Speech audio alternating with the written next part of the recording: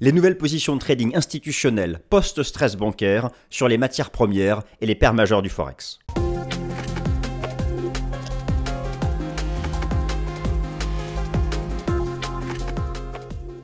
Chers amis, je suis ravi de vous retrouver pour la nouvelle édition du Fast & Forex de ce mercredi 29 mars 2023. Ça y est, cette fois-ci, je les ai. Je les ai enfin. Alors vous le savez, ça fait partie de ma méthode d'analyse technique des marchés financiers. J'analyse, j'étudie, j'utilise les données de positionnement des traders institutionnels, c'est-à-dire les traders de hedge fund et d'asset management sur tous les actifs financiers. Et j'utilise pour ça le rapport officiel du régulateur américain des contrats futurs. Alors, deux choses intéressantes. Tout d'abord, il y a eu un bug informatique avec des données ayant un mois de retard. C'était un peu compliqué pour que cela participe à une analyse pertinente. Et depuis, il y a eu le stress bancaire, le choc bancaire, depuis le 8-9 mars à nos jours. Eh bien, ça y est, non seulement le bug informatique est résolu, et j'ai en ma possession les données de positionnement institutionnel des traders de hedge fund et des traders d'asset management des grandes banques en date du 21 mars. Nous allons pouvoir savoir ce qu'ils ont fait entre le début du stress bancaire et le mardi 21 mars, et pouvoir donc en déduire la suite sur le positionnement moyen-long terme des principaux actifs. J'ai passé en revue. Alors déjà, je vais faire deux choses. Je vais vous expliquer comment ça marche. Comment comprendre ces données institutionnelles qui en fait appartiennent au rapport Commitment of Traders ou Quote Report de la CFTC, qui est donc le régulateur américain des contrats futurs. Je vais vous réexpliquer comment ça marche. J'ai préparé deux slides pédagogiques. Ensuite, je vous montre comment accéder à l'information directement sur le site du régulateur et sur TradingView. Et cette fois-ci, je ne le fais pas à la va-vite. Je vous montre où aller chercher un indicateur, comment il marche. Et sur le site du régulateur américain des contrats futurs, on va prendre ensemble tous les tableaux et je vous explique comment ça marche. Et ensuite, on regarde les datas pour l'euro-dollar, le CHF, le yen, le GBP, l'or, l'argent, le pétrole et le gaz naturel. D'ailleurs, sur le pétrole, objectif atteint, pour une fois j'ai raison. J'ai souvent tort, vous le savez, objectif atteint à 65 $. Et d'ailleurs, vous allez voir, je vous avais dit, rappelez-vous que les producteurs de pétrole, parce que dans les données institutionnelles, il y a aussi les producteurs de pétrole. Ils s'étaient couverts en commençant à shorter à 100 $. On arrive à 65 $, support majeur. Ils sont en train d'inverser la vapeur. C'est tellement bien de croiser l'analyse technique. L'action des prix. Moi, c'est ma série quotidienne, l'action des prix. Avec les données institutionnelles. Et cette fois-ci, il n'y a pas un mois de retard. Alors, on les a à la date d'une semaine. Elles sont toutes chaudes.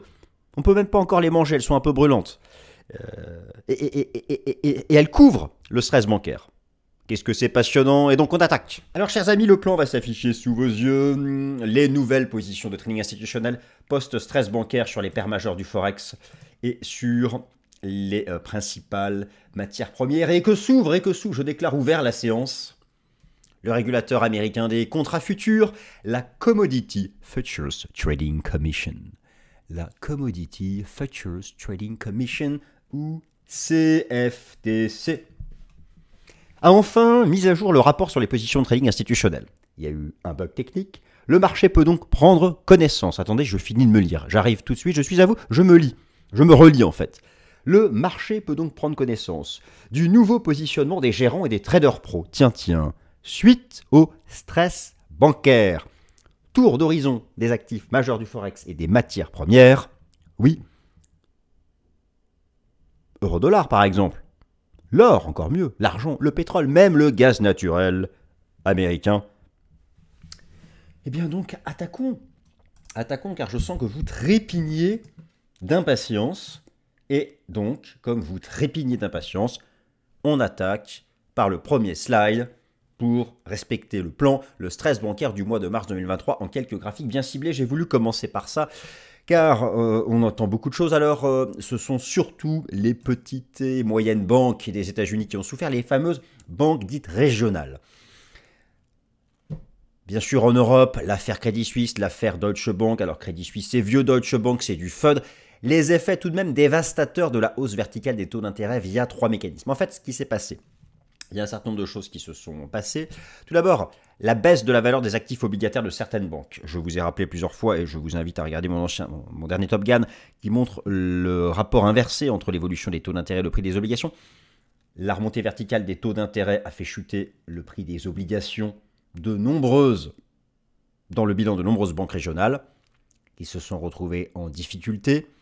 À cela est venue donc baisse de la liquidité pour eux, baisse de leurs actifs. À cela est venue s'ajouter la hausse du taux de défaut des emprunteurs à taux variable. Et enfin, la chute des crédits octroyés par les banques.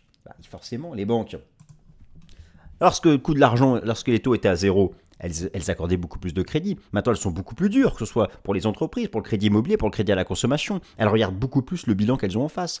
Elles accordent donc moins de crédits. Et beaucoup d'entreprises, d'ailleurs, qui ne fonctionnaient qu'à crédit, se voient maintenant avoir des refus.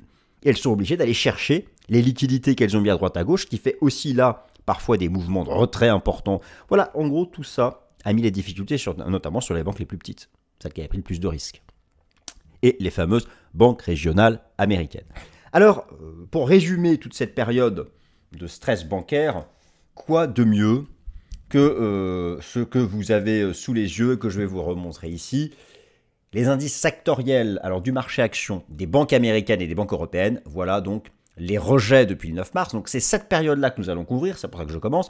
Nous allons couvrir avec le rapport Commitment of Traders de la CFTC, les données institutionnelles sur cette période-là, entre la chute ici, la chute de début mars, et là vous voyez que d'ailleurs les indices sectoriels se stabilisent sur support. Donc ça, c'est la période que nous allons couvrir à l'aide du fameux Quote Report ou Commitment of Traders de la CFTC. Alors c'est très important de comprendre de quoi s'agit-il. La Commodity Futures and Trading Commission, ou CFTC, je vous laisse apprécier cet accent britannique extrêmement mauvais, publie les rapports cotes pour Commitment of Traders pour aider le public à comprendre la dynamique du marché. Les rapports cotes sont basés sur les données de position fournies par les entreprises déclarantes, les membres compensateurs, les courtiers et bourses internationales. Le rapport cote est publié chaque vendredi, mais reflète les données arrêtées au mardi soir précédent. C'est-à-dire donc que là, le dernier rapport cote a été publié vendredi dernier, mais qui reflète les données au mardi d'avant, c'est-à-dire le mardi 21 mars. C'est pourquoi là, j'ai à ma disposition les données du 21 mars, ce qui est pas mal déjà parce qu'on va comprendre ce qui s'est passé entre le 8-9 mars et le 21 mars. C'est une grande partie qui est l'essentiel en fait du stress bancaire. Alors, quel est l'intérêt du rapport Commitment of Traders? Il permet de connaître les positions acheteuses et vendeuses de plusieurs catégories d'investisseurs. Nous allons nous intéresser à deux catégories d'investisseurs, les traders institutionnels à fort effet de levier, c'est-à-dire les traders de hedge fund, et les traders d'asset management, les asset managers, ce qu'on appelle les mains fortes. Et donc vous imaginez qu'aux États-Unis, il y a tellement de data publique que ce rapport Commitment of Traders vous donne pour toutes les classes d'actifs, le nombre pour toutes les classes d'actifs, que ce soit les produits agricoles, les crypto-monnaies, l'énergie, les indices boursiers, le marché d'échange, les taux d'intérêt et les métaux. Nous, ici, nous allons nous intéresser aux matières premières et au marché d'échange. Eh bien, pour toutes ces matières premières, le rapport Commitment of Traders vous donne ce qu'on appelle l'open interest, c'est-à-dire le nombre de contrats à l'achat et le nombre de contrats à la vente, et l'évolution à travers le temps. Donc nous allons regarder l'évolution du nombre de contrats à l'achat et du nombre de contrats à la vente des institutionnels, hedge fund et asset management. Et ce qui nous intéresse, c'est ce qu'on appelle la position nette. Alors ça, j'insiste, la position nette, la courbe de la position nette, c'est-à-dire la différence entre les achats et les ventes. Est-ce que vous me suivez encore? Si ce n'est pas le cas, on va regarder des exemples. Pourquoi c'est intéressant? Si la courbe de la position nette est haussière, c'est qu'il y a de plus en plus d'achats, c'est que le solde, c'est que les positions longues dépassent les positions short et que l'écart grandit. Si la position nette est au-dessus de 0, c'est qu'il y a plus d'achats que de ventes. Si la position nette est sous 0, c'est qu'il y a plus de ventes que d'achats. Si la position nette s'enfonce sous 0, c'est qu'il y a plus en plus de ventes que d'achats. Et inversement, si la position nette est en tendance haussière au-dessus de 0, c'est qu'il y a de plus en plus d'achats que de ventes. Une tendance haussière saine voit le prix monter et la position nette institutionnelle monter. Une tendance baissière saine voit le prix baisser et la position nette baisser et surtout basculer sous 0. Et vous allez voir tous les signaux de marché qui sont donnés par le croisement de la ligne de 0. On peut même trouver des divergences sur la position nette. J'ai plein d'exemples, notamment sur le marché d'échange. Je vais vous montrer tout ça. Mais donc, c'est ça donc qui nous intéresse. Et ce rapport, moi, je l'utilise énormément. Il est extrêmement percutant, pertinent. Et maintenant, comment analyser la tendance de ces données institutionnelles et surtout comment accéder à l'information. Je vais vous montrer comment accéder à l'information sur directement le site de la CFTC et sur TradingView. Alors, pour résumer, une tendance haussière saine est une tendance qui voit donc la hausse du prix de l'actif en question et une direction haussière de la position ouverte nette des moins fortes. La position nette, je vous rappelle, le nombre de contrats à l'achat moins le nombre de contrats à la vente. Idéalement, donc pour une tendance haussière saine, non seulement la position nette est haussière, mais elle est au-dessus de 0. C'est normal. Si la position nette est au-dessus de 0, c'est qu'il y a davantage de contrats à l'achat que de contrats à la vente. Et il faut qu'elle soit éloignée de ces niveaux extrêmes. Au contraire, une tendance baissière, saine, c'est bien sûr celle qui voit des creux et des sommets descendants sur l'actif en question, et que cela s'accompagne d'une direction baissière de la position nette, c'est-à-dire qu'il y a de plus en plus de positions à la vente que de positions à l'achat, et idéalement, pour une vraie tendance baissière saine, la position nette est sous 0, c'est-à-dire si elle est sous 0, c'est qu'il y a plus de ventes que d'achats, parce que la position nette, c'est le nombre de contrats à l'achat, moins le nombre de contrats à la vente. Et là, je fais une pause pour vous demander, est-ce que vous m'avez suivi ? J'entends vos réponses. Est-ce que vous m'avez suivi jusque-là? Alors j'entends certains qui disent oui, ça me fait plaisir, d'autres non. Donc j'ai pas été bon. Donc pour être meilleur, on va regarder des exemples. Et j'espère que cela vous permettra d'y voir plus clair. Alors comment accéder à l'information? L'accès à l'information de manière brute se fait directement sur le site de la Bourse de Chicago, CME Group. Ces données sont donc transmises à la CFTC, le régulateur américain des contrats futurs, ce que nous avons vu tout à l'heure. Et voilà donc comment les choses se présentent. Alors on va regarder les exemples actif par actif, donc on va faire ça dans l'ordre. Mais vous retrouvez ici le choix des produits. Je vais par exemple choisir Forex, je vais prendre l'euro-dollar. Les positions institutionnelles, alors là, vous pouvez mettre la durée que vous voulez. Moi, je mets 1 an.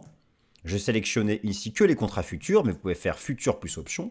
Et voilà, les institutionnels, ce sont les asset managers et leverage.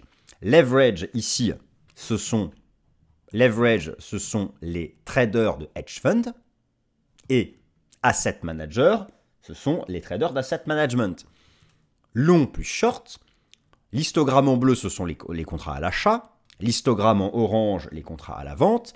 Et en jaune, la fameuse position nette, qui est les contrats à l'achat moins les contrats à la vente. Et là, vous avez donc une position nette en hausse. Pourquoi? Parce que regardez, on le voit visuellement, il y a de plus en plus de contrats à l'achat et de moins en moins de contrats à la vente. Et elle est au-dessus de 0, la position nette, elle est à 400, parce que voilà, c'est achat moins les ventes. Est-ce que vous m'avez suivi? Donc ça, c'est l'accès à l'information. C'est cmegroup.com/tool information et commitment of traders. Bon, en gros, vous allez sur le site de la CME, du CME, et vous avez tous les outils ici, et tout se trouve ici. D'accord? Vous allez sur le site de la Bourse de Chicago, et ensuite, voilà, vous avez et vous get started, vous y accédez ici. Donc, l'idée, c'est d'abord d'aller sur le site de la Bourse de Chicago, et vous accédez donc ici ensuite à toutes les informations. Maintenant, comment est-ce qu'on met ça sur TradingView? Je viens ici de vous montrer les datas pour l'euro-dollar. Alors, on va les analyser juste après. J'en suis encore là au tuto de savoir comment ça marche.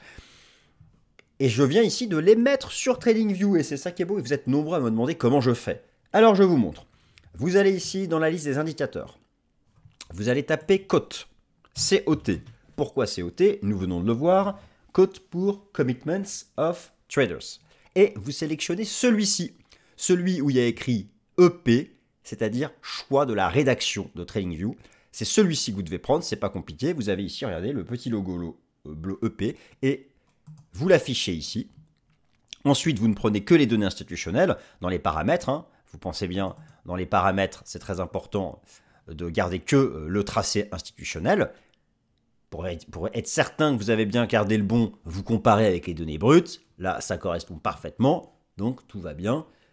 Et voilà donc comment accéder à l'information. Et maintenant, on regarde les choses en détail pour les paires majeures. Euro-dollar, oui, je vous confirme, les institutionnels sont toujours à l'achat. J'ai enfin les données à jour. À un moment, j'avais fait une vidéo il y a 2-3 semaines où j'avais pas vraiment les données à jour. Bon, d'ailleurs, autant pour moi, mais à coup de pas. Mais là, je les ai à jour, ce qui va permettre de voir. Et donc, en date du 21 mars. Oui, les traders institutionnels sont toujours à l'achat sur le cours de l'euro-dollar. Et ce que je vous ai déjà expliqué dans une vidéo Forex, c'est que l'euro-dollar, c'est vraiment la corrélation inversée avec le dollar américain face à un panier de devises. Tant que la position nette des traders d'asset management et de hedge funds sur l'euro-dollar est haussière, ça veut dire que les institutionnels sont nets vendeurs du dollar américain. Et grosso modo, depuis le 9 mars, le dollar américain a bien baissé. Donc c'est intéressant de noter que voilà, alors, il y a eu un moment, une baisse de l'euro-dollar assez violente à 1,0550, rappelez-vous, de 200 pips. Et là, on pouvait se poser la question, oh là, est-ce que ça va changer bien? Non, bonne nouvelle, même ce choc de l'euro-dollar qu'il y a eu entre 1,0550, les données institutionnelles montrent qu'ils sont restés à l'achat. Et qu'est-ce qui s'est passé depuis? Rebond 1,08. Donc franchement, il faut toujours suivre ces données institutionnelles. Et ça, franchement, je trouve que c'est vraiment, vraiment percutant. Donc lorsqu'on regarde pour le cours de l'euro-dollar, le choc bancaire n'a pas inversé la vapeur de la baisse, la vapeur à la baisse sur le cours de l'euro-dollar. En fait, si vous voulez, qu'est-ce qui soutient? C'est la prise de conscience de la fragilité du système bancaire américain, en particulier des banques régionales, qui continuent de mettre la pression sur le dollar américain face à un panier de devises et qui soutient l'euro-dollar. L'euro-dollar, il prendrait vraiment une claque dès lors qu'il y aurait soit un gros choc bancaire en Europe, mais elles ont une structure différente. Alors bon, oui, Crédit Suisse, Deutsche Bank, ok, quelle sera la prochaine, on verra, je ne sais pas. Mais bon, en tout cas, sauf écartement des spreads de crédit au sein de la zone euro, et pour l'instant les spreads de crédit ne s'écartent pas, le taux euro-USD reste haussier selon les datas institutionnelles que vous avez donc ici pour directement, donc j'ai mis un an de... Donc vous voyez, hein, pendant le stress bancaire, alors oui, la position nette n'a pas monté davantage, mais elle est restée un peu flat, on est encore en tendance haussière. Les positions short n'ont pas explosé. Et ce qui m'intéressait de savoir, c'est, vous savez, lorsque l'euro-dollar ici, lorsque l'euro-dollar a subi sa petite claque ici, là, le 15 mars, de 200 pips, je me suis demandé que font les instits. Bon, et bien finalement, ça n'a pas changé. Donc moi, je suis toujours dans ce scénario-là, en restant haussier, tant qu'on maintient les 1,0340, 1,0480. Ça, c'est l'invalidation de mon scénario. Donc voilà, alors après, c'est sûr que si on regarde l'euro-dollar, on sait sous quoi il bloque. Hein. Il bloque sous cet énorme triangle. Maintenant, pour vraiment que l'euro-dollar aille plus haut, il faut réintégrer cette pattern et en données mensuelles. Et là, ce n'est pas encore fait. En tout cas, moi, là, je fais factuellement les données institutionnelles en date du 21 mars. Donc oui, il y a un petit écart, mais c'est voilà. Donc, il reste haussier. Ensuite, là, si je vous montre tout ça, c'est que vous puissiez ensuite aller chercher ça vous-même. Les données institutionnelles pour les taux de change JPY-USD, CHF-USD et GBP-USD. Alors, petite nuance pour ces données-là, il y a moins de volume, attention, il y a moins de volume, donc c'est moins percutant. Mais grosso modo, elles ont leur propre dynamique. Alors, vous avez notamment ici les données pour le yen. Ce que vous pouvez observer, c'est que durant le stress bancaire, malgré le stress bancaire, les traders d'asset management restent net acheteurs sur le JPY-USD, donc c'est-à-dire net vendeurs sur l'USD-Yen. Ce qui est intéressant de rappeler, c'est que pour le yen japonais est désormais sous l'influence de son nouveau gouverneur Kazuo Ueda, 71 ans, le monsieur, ancien prof d'économie. Alors, il va prendre ses fonctions le 28 avril prochain, il pourrait quitter la politique monétaire de taux négatif, mais ce n'est pas encore le cas. Pour le CHF, il y a vraiment l'aspect refuge, et pour le GBP-USD, lui, il est encore quand même sous la pression d'une inflation qui reste encore hors de contrôle au Royaume-Uni. Donc si on regarde les données brutes directement sur TradingView, eh bien pour le JPY-USD, alors pour le JPY-USD, je vous ai montré que les asset managers étaient net acheteurs, mais les traders de hedge fund sont encore net vendeurs, ce qui fait qu'on a encore une position nette sous zéro. Alors d'ailleurs, pour l'euro-dollar, je voulais vous remontrer ça, mais regardez quand même, à chaque fois, comment ça marche ici, à chaque fois que la position nette, vous avez une hausse des prix et une position nette qui recasse zéro à la hausse, c'était le signal d'achat. Hein. Il y avait vraiment le signal d'achat en septembre sur l'euro-dollar. Et dans le sens inverse, lorsque la position nette casse zéro, c'est-à-dire qu'il y a à ce moment-là plus de ventes que d'achats, plus de contrats à la vente que d'achats chez les instituts, et que ça correspond à une cassure de support sur les prix, c'était le signal de tendance baissière. Et là, regardez, au moment du Covid, on avait eu un renversement haussier de chartiste confirmé par un redépassement de la position nette de la ligne de zéro, c'est-à-dire plus d'achats que de ventes, et c'était un signal positif. Pour le CHF-USD, alors, il y a moins de volume, mais quand même, grosso modo, regardez ici, il y avait une superbe divergence haussière entre le CHF-USD et la ligne de la position nette, et on a donc toujours sous les pieds une sorte de double bottom. Donc moi, je reste haussier au-dessus de ce niveau. Alors, c'est la version inversée de l'USD CHF, hein, parce que ici, les données institutionnelles qui sont disponibles, si vous prenez les différents taux de change, c'est pas l'USD CHF, c'est le CHF USD. Donc il faut raisonner à l'envers.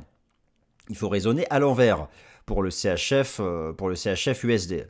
Et donc, la position nette, il y a toujours davantage de ventes sur le CHF USD et pour les traders à effet de levier aussi. Mais il y a beaucoup moins de traders, beaucoup moins de volume. C'est moins percutant en fait sur ce type de paire. D'ailleurs, la position nette est sous zéro. Mais regardez, on peut raisonner en fait comme une sorte d'indicateur de momentum. Par exemple, ici, vous aviez une divergence baissière entre le CHF USD et le positionnement net des instituts. Là, vous aviez une divergence haussière. Bon, c'est moins percutant sur les paires de devises où il y a moins de volume. Sur le GBP USD, elle est en net rebond avec l'action des prix, c'est tout à fait positif. Il y avait aussi là une belle divergence haussière. Et je dirais que sur euro-dollar et GBP USD, ça va toujours aussi dans le sens de davantage de hausse sur ces positions institutionnelles. Alors maintenant, sur l'or et l'argent, une position nette hésitante, mais qui est encore globalement net acheteuse. Alors, oui, concrètement, les métaux précieux, je vais vous montrer ici les données pour l'or. Donc comment je fais? Je vais dans métaux, je choisis ici l'or, je vais faire manage monnaie et je vais me mettre un nom de range. Et donc voici ici les datas. Et ce que vous pouvez constater, c'est que durant l'épisode du stress bancaire, il y a eu un petit choc initial et il y a eu à nouveau un très fort rebond de la position nette, qui est ici en jaune, et qui dépasse 0, la ligne de 0 est ici, regardez. Pourquoi? Parce que le nombre de contrats à l'achat, l'histogramme bleu, est supérieur au nombre de contrats à la vente, l'histogramme orange. Là, ce sont les positions de spreading, de market maker, c'est autre chose. Donc, pour l'or, oui, les données institutionnelles soutiennent plutôt la tendance haussière de l'action des prix. On peut regarder aussi l'argent. Alors, sur l'argent, il y a moins de volume, c'est plus volatile, et on peut voir... Alors, il y a eu d'abord dans un premier temps une baisse, et puis un petit rebond de la position nette, et les achats et les ventes sont à l'équilibre. Si on regarde ça directement maintenant sur TradingView, voici donc pour l'or. Alors, l'or, vous voyez que la position nette est proche d'un support, ça c'est plutôt bullish, mais qu'elle n'a pas dépassé de résistance, à la différence de celle de l'eurodoll. Pour vraiment... En fait, il y a encore une forme d'incertitude sur l'or et l'argent, je trouve, parce que... Alors, il y a plusieurs facteurs qui influencent sur l'argent. J'ai fait des vidéos sur le sujet. Les pierres d'angle sont le dollar US, les taux d'intérêt. Là, vous avez des corrélations inversées. La perception du risque sur la croissance économique. Et là, les indices boursiers étant un peu remontés, ça freine l'or et l'argent. Pourtant, le dollar et les taux d'intérêt sont toujours en repli. Et donc, overall, lorsque vous regardez la position institutionnelle, bon... Nous sommes remontés tout en haut sur le plan technique. L'or n'est pas vraiment encore sorti par le haut de son canal, il teste la partie haute. La position nette n'a pas dépassé de résistance, je trouve ça encore hésitant. Et sur l'argent, il y a eu un retour violent tout en bas. Donc la position nette est à l'équilibre, regardez, elle est au niveau de 0, il y a autant d'achats que de ventes. Et on est dans un haut de canal. En fait, pour permettre à l'or et l'argent d'arriver un jour peut-être à sortir par le haut de ces canaux, que ce soit ici l'or, que ce soit l'argent, il faut une vraie décision institutionnelle et en particulier le dépassement de cette résistance. Et pour l'instant, ce n'est pas le cas. Donc, c'est beaucoup plus hésitant sur les métaux précieux. Le pétrole, alors là, c'est de toute beauté. Vous vous souvenez toutes et tous du pétrole, je vous avais expliqué ça dans une vidéo il y a un mois et puis j'en fais un suivi baissier depuis de nombreux mois. Je visais 65 $, c'est atteint. Dans mon argumentation pour viser 65 $, alors attention maintenant c'est rebond et je passe neutre, mais en fait peu importe mon opinion, je vais vous montrer technique. Et dans mon argumentation baissière depuis les 100 $, il y avait le fait que grâce aux données institutionnelles, parce que pour les matières premières, on a aussi les données des producteurs. On a non seulement le hedge fund, on a non seulement les asset managers, on a aussi les producteurs, je vais vous montrer. Eh bien, il y avait les signaux techniques sur le prix du pétrole et il y avait aussi le fait que les producteurs étaient passés net vendeurs. Encore une fois, cette histoire de position nette, la différence entre les contrats à l'achat et les contrats à la vente. Ils étaient net vendeurs, c'est-à-dire que les contrats à la vente avaient dépassé les contrats à l'achat. Et bien là, depuis qu'on a atteint le support, ils ont changé.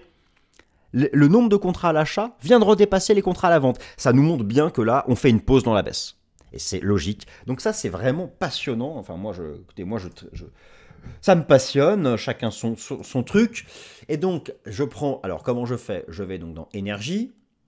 Je vous montre ici donc le pétrole.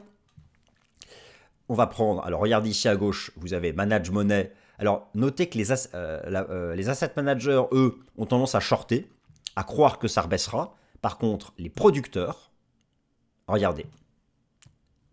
Regardez la ligne jaune.